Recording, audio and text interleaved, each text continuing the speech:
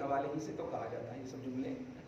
خیر، تو مگر چونکہ سوشل میڈیا ہے، سڈنلی کسی کے پاس نئی ایکٹیویٹی کے طور پر اگر آ جائے تو اس کو سمجھتے ہیں وہ ارے کیا نئی بات بولے، یہ نئی بات. بلکہ باضابطہ میں نے ڈیبیٹ کے طور پر دیکھا تھا اس کو، کوئی مطلب ایک دم صاف ستھرے ہیں، شریعت سے صاف ستھرے. تو ان کے سامنے آپ موسیٰ علیہ السلام پر جو کتاب اتری ہے کیا کہتے ہیں؟ ہاں بے شک اتری ہے. تو آپ قرآن سے ثابت کر دیجئے کہ کہیں پر بھی وہ توریت اتری ہے. کہاں ثم آتینا موسیٰ التوریت، ایسا کہ میں نے موسیٰ کو توریت عطا کیا. تو یہی آیت ہے، موسیٰ کو کتاب عطا کیا. یہ قرآن کہہ رہا ہے کتاب عطا کی، تو کتاب ہے جیسے سب نبیوں کو ملتی ہے. یعنی ایک دم محمد رسول اللہ کو مطلب زیر کرنے کے لیے، معاذ اللہ، دکھانے کے لیے اس حد تک پہنچ گئے کہ نہیں سب کامن ہے. ہم بھی تو کہتے ہیں نبوت میں کامن ہے، فضیلت میں آنا ہے. نبوت و رسالت میں کامن ہے، لا نفرق بین احد منہم. نبیوں کے درمیان کوئی ڈویژن نہیں ہے، نفس نبوت میں. لیکن فضیلت میں تو قرآن ہی کہتا فضلنا بعضهم علی بعض، ہم نے بعض کو بعض پر فضیلت بخشی. خیر، بے شک ہم نے موسیٰ کو کتاب عطا کیا تماماً. یہ ہے اصل گفتگو کا راز. کمپلیٹ. آپ کو یاد ہے کبھی بھی تقریر میں کرتا ہوں، ہر نبی اپنی قوم کے لیے کمپلیٹ ہوتے ہیں. ہر نبی اپنی قوم کے لیے کمپلیٹ ہوتے ہیں. اور اس لفظ ہی میں محمد رسول اللہ کی جو عظمت پوشیدہ ہے. ہم غور کریں، ہر نبی کے بارے میں جب ہم کہہ رہے ہیں کہ کمپلیٹ ہوتے ہیں، یہ نبی ہر کے لیے ہے تو کمپلیٹ ہے کہ نہیں؟ کیونکہ ہر نبی کسی خاص خطے اور قوم اور معاشرے کے لیے ہوتے ہیں. یہ تو سارے جہان کے ہیں، لہٰذا سارے جہان کے لیے کمپلیٹ ہے. تماماً کا لفظ دیکھیے، ہم نے موسیٰ کو تمام عطا کیا. لیکن ایک قید ہے، علی الذی احسن، ان لوگوں کے لیے میں نے موسیٰ کو کتاب مکمل دیا جو نیکوکار ہو.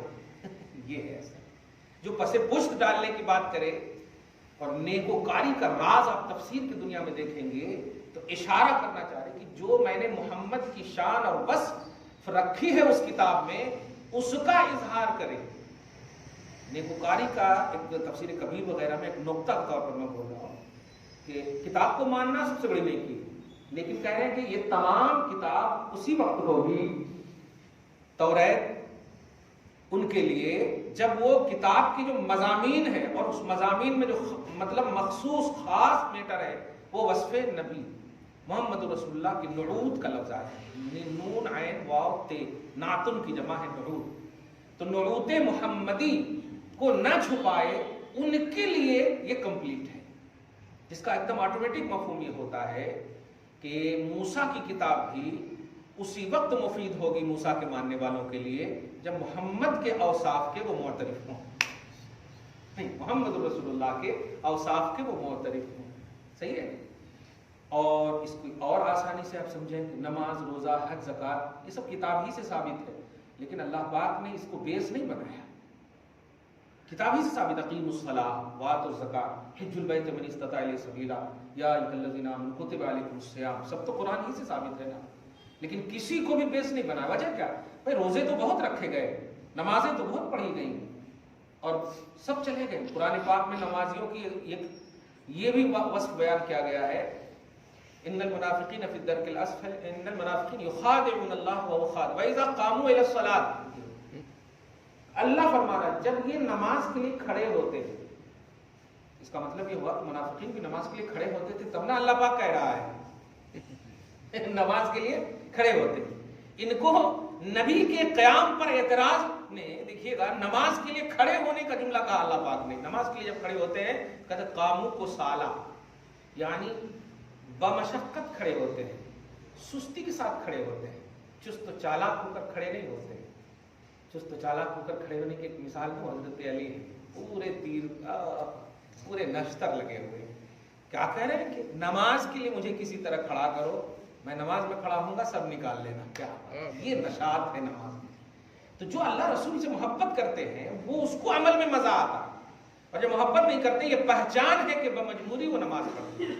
آج بھی آپ دیکھیں گے سلام پھیرتے ہی بہت سارے لوگ بغیر محنت کے بھاگنے لگتے ہیں. غلط نہیں کہہ رہا ہوں، اس کو سمجھیے. اور اللہ کا کرم ہے کہ ماشاءاللہ جن کو مزہ آ جاتا ہے وہ تو گھر میں ڈانٹ دیں گے، کیوں فون کرے تھے جی، تسبیح پڑھ رہا تھا، درود پڑھ رہا تھا، سلام پڑھ رہا تھا، کبھی مزہ آ رہا تھا، تم بیچ میں خلل دے بغیر. لیکن یہ کیا کہ سنت ہے، نفل ہے، یعنی کیا فرض پوچھا جائے گا. اتنا ان کو کمانڈ ہے حساب دینے پر. بڑے بڑے صحابہ، حضرت عمر ابن خطاب جن کی عظمتوں کا یہ معاملہ ہے کہ اللہ بھی جنتی کہہ دے، رسول بھی جنتی کہہ دے، پھر بھی وہ مطلب کہ کنکڑی اٹھاتے تھے، کیلی اٹھاتے تھے، لکڑیوں کی چھوٹی سی، اور تنکے اٹھاتے تھے اور کہتے تھے اے تنکا تو عمر سے افضل ہے. اب پیچھے بھی جتنے ان کے ماننے والے ہوتے نا وہ کہتے تھے عمر تم سے تو شیطان بھاگتا ہے، یہ کیسے افضل ہے؟ کہا تم نہیں جانتے ہو، عمر سے اللہ حساب لے گا، اس سے اللہ حساب لے گا. اور یہ لوگ دیکھیے فرض پڑھ کر کے صرف کہہ رہے ہیں کہ ہاں اللہ حساب لے گا. تو دینے کے لیے ہم حساب کے لیے نہیں پڑھتے، ہم تو کہتے ہیں بے حساب اللہ معاف کر دے، نہیں بے حساب معاف کر دے، قبول کرے یا نہ کرے معاف تو بے حساب کرتے، کوئی حساب دے ہی نہیں سکتے. صحابہ جو جنتی مکمل طور پر اللہ پاک نے قرآن حدیث میں نبی نے کہہ دیا، مگر وہ ایسا تصور رکھ رہے آپ ہم کہاں ہیں یار، عام جملہ بولے تو کس کھیت کی مولی ہے. کلیئر ہے. خیر بہرحال کسی بھی نبی کو جو اللہ پاک نے کتاب عطا فرمایا اس میں سب سے اعلیٰ جو کانسیپٹ رکھا، نماز روزہ حج زکات یہ سارے معاملات نہیں، جو اعمال جو احکام دی نہیں، صرف محمد رسول اللہ کا ایک خاص عنوان تھا جو ہر حال میں اس کو ایکٹیو رکھنے کے لیے کہا. نماز پڑھو ہاں ٹھیک ہے، حج کرو ٹھیک ہے، زکات تو ٹھیک ہے. اب قرآن پاک ہی میں دیکھیں نا سورہ جو آل عمران کی آیت نمبر 81 بولتا ہوں، اس میں پھر ایک نقطہ آپ ذرا اس کو محسوس کیجیے. اللہ پاک نے کہا کہ تم کو میں کتاب دوں گا. نبیوں سے جب وعدہ لیا، مشہور ہے نا سورہ آل عمران کی 81 آیت نمبر، کہ نبیوں سے جب وعدہ لیا کیا کہا؟ میں کتاب بھی دوں گا، کہہ دیا نبوت بھی دوں گا. اب بتائیے اس سے بڑی بات ہوگی کچھ سامنے والے کے لیے؟ جس کو نبوت مل جائے، جس کو شریعت مل جائے، یہ تو سب سے بڑی فضیلت ہے. خلق میں نبی سب سے بڑی فضیلت ہے، ولی اس کے نیچے. ہر نبی صدیق ہے، غوث ہے، قطب ہے، سب ہے، لیکن یہ اوپر والے نہیں ہیں. سب سے اعلیٰ فضیلت ہے نبوت. اور اللہ فرما رہا لما آتیتکم من کتاب و حکمت، میں تم کو کتاب بھی دوں گا، نبوت بھی دوں گا. اتنا ایزی، اتنے اعلیٰ فضیلت کو بیان کیا، اتنا ایزی دے کے دوں گا. ہاں لیکن سنو، ایک رسول آئیں گے، ایک رسول آئیں گے، یہ ذمہ داری سب سے بڑی ہے تمہاری کہ اس رسول کو بلیو کرنا. بتائیے کتاب دوں گا اس کو ماننا نہیں کہا، نبوت دوں گا سنبھال کر رکھنا نہیں کہا. ایک رسول آئیں گے، ان کو سنبھالنا، ان کو عنوان زندگی بنانا، ان کی نصرت کرنا، ان کی حمایت کرنا، ان کا دفاع کرنا، یہ ہے میرا بھاری ذمہ. لیتے ہو؟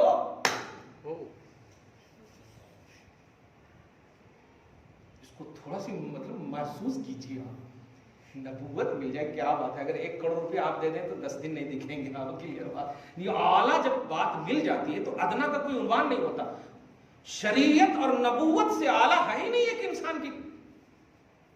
لیکن ایک نبی کا بھی منصب نبوت، ایک نبی کا بھی منصب نبوت، ایک نبی کا بھی شریعت ملنا، یہ سب جو ہے محمد رسول اللہ کے سامنے ایزی ہے. اللہ کے سامنے اور محمد رسول اللہ سب سے اعلیٰ عنوان ہے ایک نبی کے لیے.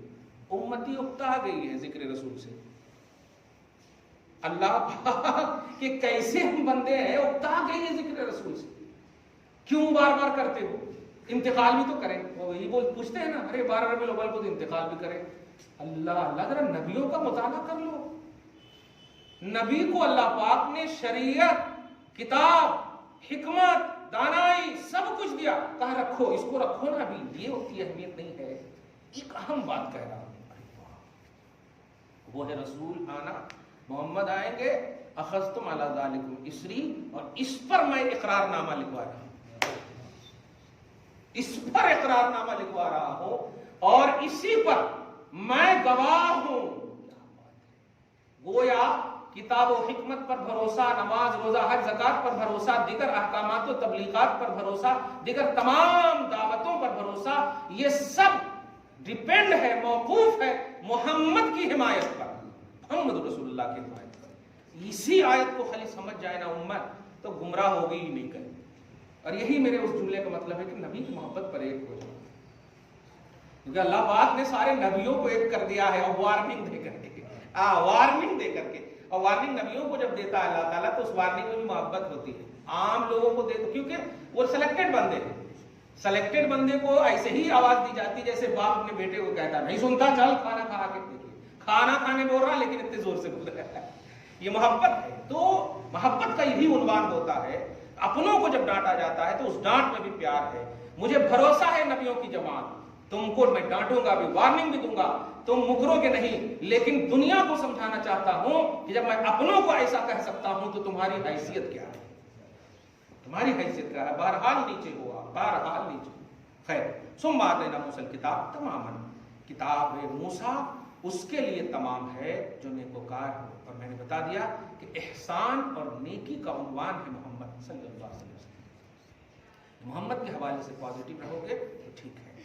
وَتَفْصِيلًا لِكُلِّ شَيْءٍ، دیکھیے اس کا بھی بس یہی بیان ہے، اور ہر شے کی تفصیل ہے، کس میں؟ توریت میں، توریت میں ہر شے کی تفصیل ہے۔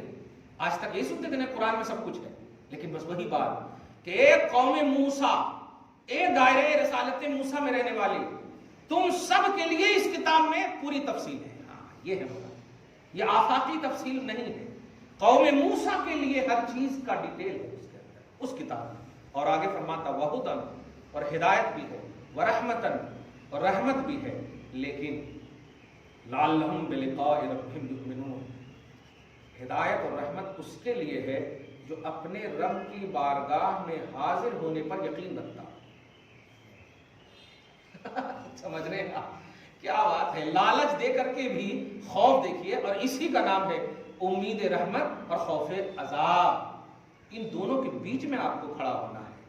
خلی امت کو مت سکھائیے کہ اللہ تعالیٰ بخشنے والا ہے، اللہ تعالیٰ قہار بھی ہے، یہ بھی سکھائیے۔ بڑی شرمندگی کے ساتھ کہنا پڑ رہا ہے کہ ہم میں کچھ ایسے لوگ ہیں، پھر شرارت کیا وسیم رضوی نے۔ آپ سوشل میڈیا دیکھیں، نہیں دیکھیں تو اشارہ کر دے رہے ہیں، محمد نام لکھا ہے، محمد نام کی ایک کتاب لکھا تھا، ابھی 6 مہینہ 7 مہینہ پہلے تو کیا لکھا تھا، 26 آیتوں کے حوالے سے پھر ایک کتاب لکھا۔ اور جانتے ہیں ناحق ہونے کی اس سے بڑی دلیل کیا ہوگی کہ اس کے انوگریشن کے لیے کیا بولتے ہیں، ہاں رسم اجرا کے لیے اس کو ڈھیر نہیں، ابھی ایک لوگ لاک ڈاؤن میں جس کے لیے آگ میں جلنے کی بات آئی تھی، کوئی نرسنگھا، کیا نا نرسنگھا نند، کچھ سب سے بدتمیز قسم کا انسان ہے جس نے کھل کر اسلام اور محمد صلی اللہ علیہ وسلم کے خلاف ہے کہ نہیں، اس سے انوگریشن کرایا۔ اب اس سے بڑی ان کے ناحق ہونے کی دلیل کیا ہوگی؟ ارے مسجد کے مؤذن صاحب سے اگر کرا دیتے، خدا کی قسم کتاب مقبول ہو جاتی، کہ اس سے بدرجہ افضل ہے، وہ لنگٹا لنجا لفنگا اس سے ہے محمد کتاب نامی انوگریشن کرانا، بتائیے۔ اور اس میں جو باتیں لکھی ہیں ذکر کرنے کے قابل نہیں ہے، بس ایک جملہ کہہ رہا ہوں، اس نے حضرت خدیجہ کی شان میں، محمد کی شان میں، کیسی محمد نے جو خدیجہ سے نکاح کیا ہے وہ مال کے لیے کیا۔ ارے کبھی تو سوچ لیتے یار کہ جو مصطفیٰ اپنے نواسے کو جنت کی مالکیت عطا کرے گے، وہ خدیجہ کے مال کے لیے شادی کرے گا؟ جنت کا تاجدار بنا دے حسن اور حسین کو، جس کی بیٹی جنت کی مالکہ بن جائے، سیدہ نساء اہل جنہ۔ اتنا یہ لوگ مطلب یہ کہ انسانیت کو شرمسار کر رہے ہیں اپنی حرکتوں سے، انسانیت کو شرمسار کر رہے ہیں، کسی یونٹی کو نہیں۔ کیا بات، ہم 800 برس حکومت کیے، ذرا غلطی ہوئی تو دیکھیے بھول گئے نا صاحب، ابھی تو 100 برس بھی نہیں ہوئے ہیں ظلم کے، 800 برس کو بھول دیا جاتا ہے اگر غلطی ہوتی ہے تو، اور غلطی نہیں کر رہے ہو بار بار، یہ دہشت گردانہ نظریہ ہے۔ اور اس میں ایک اور بات کہہ رہا ہوں، آپ لوگ ہم لوگ اس پر ایکٹیو رہیں کہ لفظ طالبان کا بھی استعمال کیا، ہمیں طالبان ہی کہا جائے، جتنے بھی مسلمان ہیں۔ ایک لفظ میں آپ بتائیے، حضور رحمت اللہ عالمین ہیں؟ بے شک الحمدللہ، اس میں کوئی شک نہیں، اس میں ہر مکتب فکر کے لوگ مانتے ہیں، کلیئر بات ہے، اس میں کوئی طبقے کا بھی اختلاف نہیں ہے. سمجھ رہے ہیں؟ رحمت للعالمین کا مطلب کیا ہے؟ حضور سے زیادہ پیار ماں بھی نہیں کر سکتی. اس سے بڑی بات کیا کہتے ہیں؟ حضور سے زیادہ پیار ماں بھی نہیں کر سکتی. جو باپ سے زیادہ پیار کرنے کی اہلیت رکھا اللہ تعالیٰ نے، بلکہ پیار اور ممتا کو مثال دی جاتی ہے ماں سے، اور ماں سے بھی زیادہ پیار کرنے والے ہیں نبی. صحیح ہے؟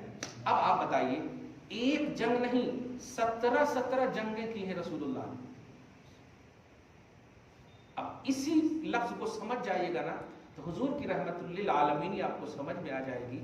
اور ہر چیخ اور پکار کو، ہر ڈانٹنے اور ڈپٹنے کو دہشت گردی نہیں، اصلاح بھی کہا جاتا ہے.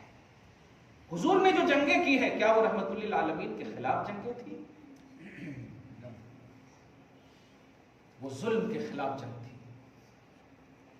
ایک چھوٹی سی بات، ہماری بہنیں یا بیٹیاں بیویاں حاملہ ہوتی ہیں، 9 مہینے کے بعد جب ڈاکٹر کے پاس جاتی ہیں اور نارمل نہ ہونے کی بات کو کہہ دے کہ فوراً آپریشن کی بات ہے، تو کیا کہیں گے آپ؟ ہاتھ جوڑ کر کہیں گے ڈاکٹر کچھ بھی کر کے بچا لیں. آپ بتائیے، حالانکہ آپ بھی جان رہے ہیں کہ ڈاکٹر چیرے گا. آپریشن کا مطلب ہی ہے چیرنا، صحیح ہے؟ لیکن آپ ہاتھ جوڑتے، چیرنے کے لیے ہاتھ جوڑ رہے ہیں آپ، اور پلس پیسہ بھی دیں گے آپ، اور اگر سکسیسفل ہو گئے تو شکریہ بھی ادا کریں گے آپ. تو اگر چیرنا دیکھیں گے تو چیرنا تو ظلم ہے نا. لیکن نہیں، اس چیرنے میں جو عدل چھپا ہوا ہے، اس چیرنے میں جو فتنہ کا خاتمہ ہے، اس چیرنے میں جو انصاف چھپا ہوا ہے، وہ ہے آپ کی نظر میں. اس لیے اس چیرنے کو بھی بھول گئے. یہی ہے مصطفیٰ کی جنگوں کا عنوان، اور یہی ہے ان تمام آیتوں کا عنوان جو یہ ظالم ہمیں طالبانی کہتے ہیں. وہ تمام کا کہ ہم ڈیفینس کرتے ہیں ظلم کے خاتمہ کے لیے. ہم عدل کے پرچارک ہیں الحمدللہ. ہم تو وہ قوم ہیں، دھیان دیجیے گا، جو ہم آدم علیہ السلام کی امت میں پیدا نہیں ہوئے پھر بھی ہم ان کو مانتے ہیں. شیش کی امت میں پیدا نہیں ہوئے پھر بھی ہم مانتے ہیں. کیوں؟ ہم حقانیت کے معترف ہیں، اور جو حق ہے ہم ہر حق کو مانتے ہیں. اس سے بڑی دلیل ہماری حقانیت کی کیا ہوگی؟ ہر حق کو مانتے ہیں ہم الحمدللہ. ہر حق کو مانتے ہیں، ہر سچائی کو ہم مانتے ہیں. اس سے بڑی دلیل کیا ہوگی؟ اگر صرف ہم اپنی دکان جمانے والی جماعت ہوتے تو آپ کہہ سکتے تھے نہیں، یہ محمد کے علاوہ کسی کو نہیں مانتے. ہم ہر حق کو مانتے ہیں. آج یہودی ہم پر طعنہ نہیں کر سکتے، وہ غلط مانتے ہیں اپنے نبی کو، ہم تو سچا مانتے ہیں. ہم ابن اللہ نہیں مانتے، ہم رسول اللہ مانتے ہیں. اگر ابن اللہ مانیں گے تب تو اللہ بھی مرنا لازم آئے گا اور ابن بھی مرنا لازم آئے گا. تو وہ تو غلط ہو گیا. ان کا ماننا تو خاتمہ کو لازم ہے، ہمارا ماننا تو دوام کو لازم ہے. خاتمہ کو نہیں، فنا کو لازم نہیں ہے. کیونکہ بیٹا مان لیا تو باپ بھی ختم ہوں گے، بیٹے بھی ختم ہوں گے، کیونکہ دادا ماننا لازم آئے گا. اللہ کا بیٹا اگر مان لیے عزیر کو تو صحیح ہے کہ نہیں؟ عیسیٰ کو اللہ کا بیٹا مان لیے تو اللہ باپ ہو گیا، تو پھر اس کا باپ کون ہے؟ یہ تو بغیر اس کے ہو ہی نہیں سکتا ممکن. خیر، کہنا یہ ہے کہ حضور پاک صلی اللہ علیہ وسلم کی عداوت نے ان لوگوں کو انسانیت سے بھی گیا گزرا کر دیا.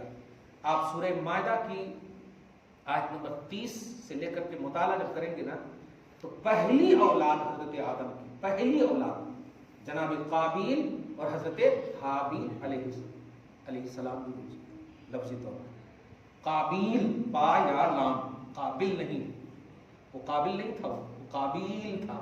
سمجھ رہے ہیں نا؟ وہ قابیل تھا. سب سے پہلی اولاد ہے. اب آپ بتائیے روش نسل کیا تھی وہاں؟ ایک چھوٹی سی بات ہے، آپ کو ایک ہی بیٹا ہو اور اگر آپ کو نسل بڑھانے کی چاہت ہو تو آپ بیٹے کی ہر غلطی معاف کریں گے کہ نہیں؟ نسل بڑھانے کی اگر چاہت ہو تو صحیح ہے کہ نہیں؟ ارے یار ایک ہی ہے، چلو رہنے دو، کیسا تمہیں یہ بولیں گے نا. اب آپ بتائیں حضرت آدم علیہ السلام ہے اور ڈائریکٹلی بیٹا ہے دونوں. اب نسل آدم تو بڑھنا ہے نا. لیکن حضرت حابیل کو قتل کرنے کی جب بات آئی اور قتل کر بھی دیا تھا. اب کیوں قتل کیا تھا؟ حضرت اقلیمہ جو ہے جناب قابیل کے ساتھ پیدا ہوئی تھی، اور جن کے ساتھ جو بہن پیدا تھی، نسل بڑھنے کا یہی سلسلہ تھا. اللہ ایک حمل سے 2 بچہ دیتا تھا، ایک بیٹا ایک بیٹی. ایک حمل میں 2 بچہ رکھا تھا. وہ اللہ کی قدرت ہے.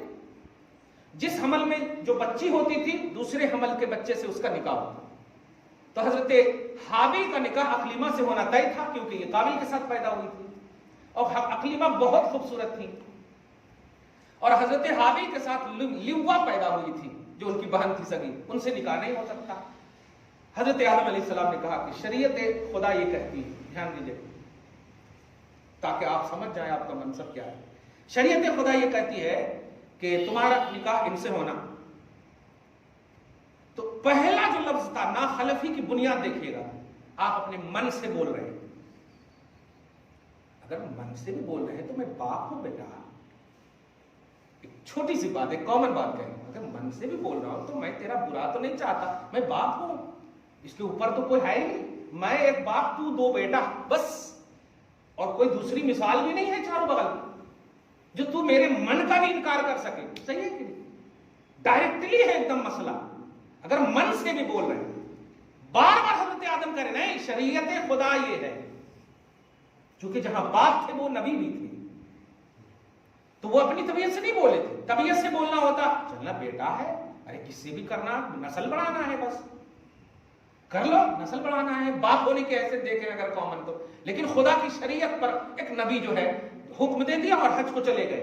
ये दोनों आपस में, हालांकि हजरत हाबिल जो है बहुत ज्यादा ताकतवर थे, तवाना थे, एक थाप मारते तो वहां जाकर गिरता, इतनी ताकत थी इनके पास। लेकिन ये क्या कह रहे हैं, काबिल ने कहा कि लाख तुलन न कर, मैं तुझे कत्ल कर दूंगा। अब्बा गए ना, जाने गुजरा, मुझे मौका मिलने तो कत्ल कर दूंगा। तो ये कहते हैं कि लइन बसत इलैया यदक लितक़्तुलनी मा अना बिबासती यदी इलैका लिअक़्तुलक, अगर तुम अपना हाथ बढ़ाओगे ना कत्ल करने के लिए तो तुम खुद जानते हो कि मेरे पास कितनी ताकत है, लेकिन मैं नहीं बढ़ाता तुझे कत्ल करने के लिए। क्यों? मैं अब्बू की बात मानूंगा।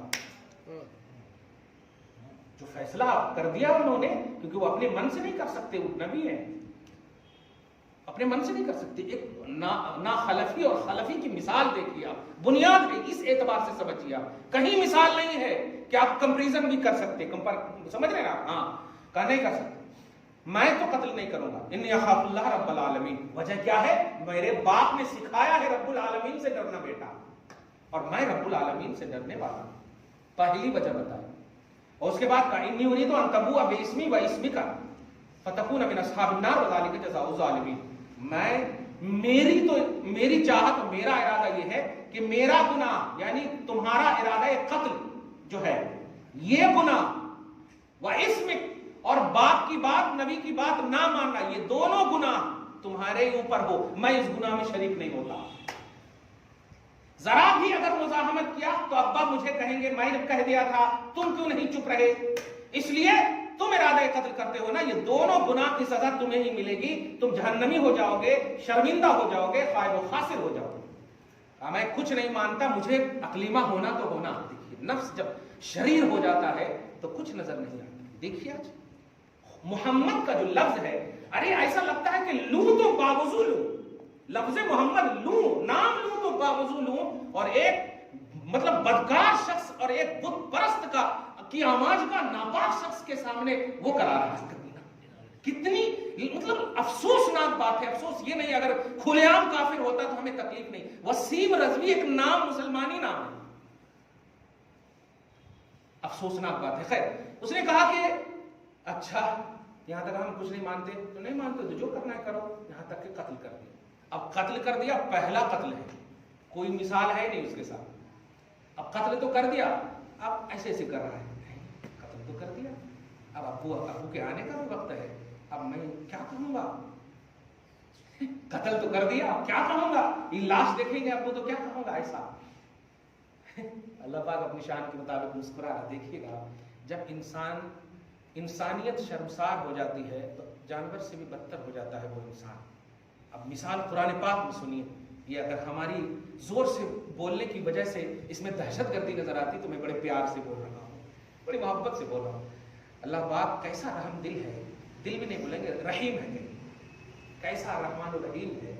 आप गौर करें, अल्लाह पाक खुद फरमाता फबअसल्लाहु गुराबन यबहसु फिल अर्द। अल्लाह पाक ने दो कौवा को पैदा फरमाया,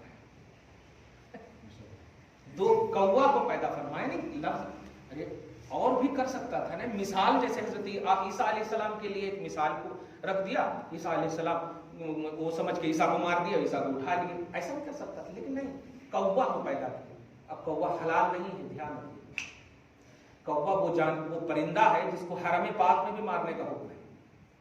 حرم پاک میں بھی جو امن کی آماجگاہ ہے, غراب کو حرم میں بھی مار سکتے, وہ حلال نہیں ہے, وہ حرام پرندہ ہے. سمجھ گیا؟ پیدا کیا, پیدا کرنے کے بعد دونوں سے لڑائی کروایا. کیا بات ہے, مثال آپ دیکھیں. اور لڑائی کروانے کے بعد ایک نے دوسرے کو مار دیا. اب جب مار دیا تو مارنے والا جو قاتل کوا ہے وہ اپنی چونچ سے لیوری, مطلب وہ یبحث فی الارض, زمین کو کھود رہا, کھود کر کے زمین کو اس کوے کو ڈال دیا, کوے کے سب کو, اس کے جسم کو, اور ڈال کر کے چھپو دیا. اور اللہ پاک نے دکھوایا, دیکھو. اب اس کے بعد کا جملہ سنیے, یا ویلتا عاجزت مثل ھذا الغراب. یہ زبان سے کہوایا, بول تو ایک حرام جانور سے بھی, پرندے سے بھی بدتر ہے, اپنی زبان سے بول. تو حابیل کی عظمتوں کے بارے میں کیا سوچ سکتا ہے؟ نہیں, ان اکون مثل ھذا الغراب, ایک کاش میں اس کوے سے بھی عاجز ہوں. میں تو انسان تھا, مجھے تو اس سے زیادہ عقل ہونی تھی. لیکن نہیں, جب نفس حاوی ہوتا ہے عقل ختم ہو جاتی ہے. عقل کو چھین لیتا ہے اللہ تعالیٰ, سمجھ بوجھ کو چھین لیتا ہے, ریئلٹی کو ختم کر دیتا ہے. اس کو خود سے کہا فاصبح من النادمین. تو دائمی شرمندگی, یہاں تک کہ تفسیر میں آتا ہے کہ اب صبح قیامت تک جتنا بھی ناحق قتل ہوگا اس کا سارا آدھا جہنم اس کو دے گا, اور آدھے جہنم میں سب کو ڈالے گا, اور اس کا عذاب بھی اس پر ڈالے گا, کیونکہ فاؤنڈر وہ ہے بری چیز کا. کہنا یہ ہے کہ یہ جو آپ پورے ملک میں خاص طور سے دیکھ رہے ہیں, یہ سوچ رہے ہیں کہ حکومت ہے تو کیسے بھی ہم بالادستی, کیسے بھی ہم, وہ نہیں جانتے ہیں کہ انسان اور انسانیت دو الگ چیزیں ہیں. اگر انسان کے اندر انسانیت ختم ہو گئی تو وہاں پر مسلمانیت بھی کام نہیں آتی.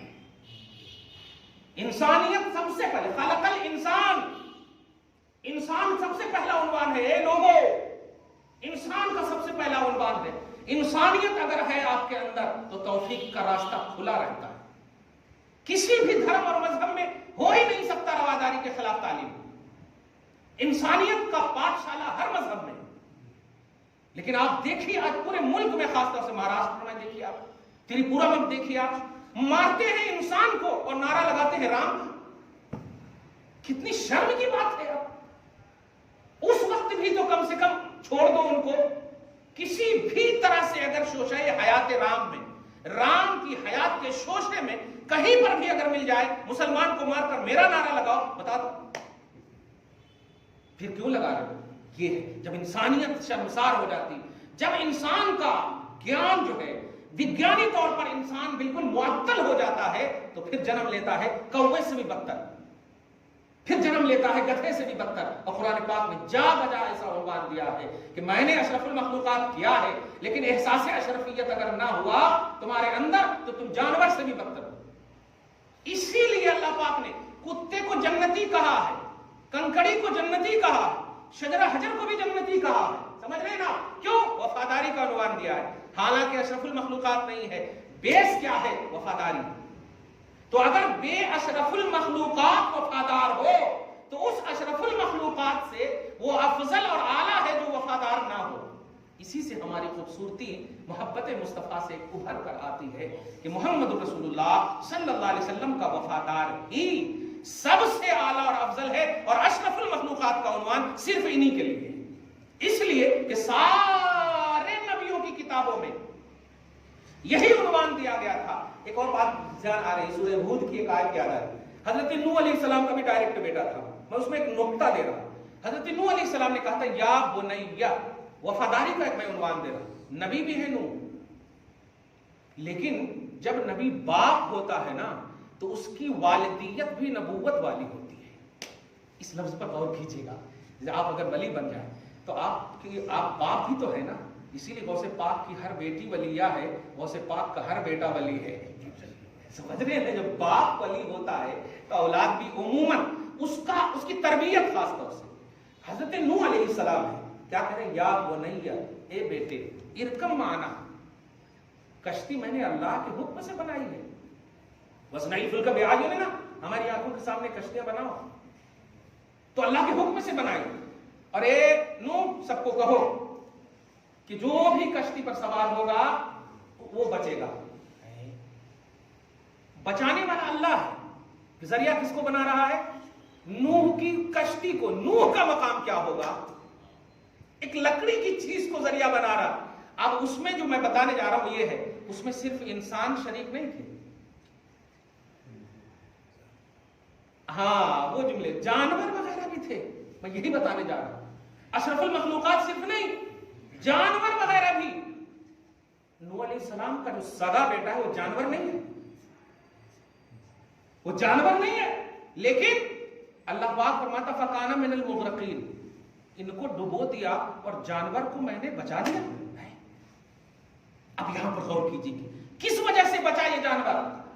صرف وفاداری نبوت کی بنیاد پر. میں یہ دو مثال دے کر ایک ذہن دینے جا رہا ہوں کہ ہر نبی سے اللہ پاک نے ان کی قوم کے حوالے سے ایزی پہلو لیا ہے. احکام دیا ایزی، کتابیں دی ایزی، سب کچھ دیا ایزی. لیکن وہ ایزی نبی اپنی قوم کے باب میں جو حکم دے رہے ہیں ایزی ہونے کے باوجود اگر نہیں مانا ہے قوم نے تو گمراہ، اگر نہیں مانا ہے قوم نے تو ڈبو دیا ہے.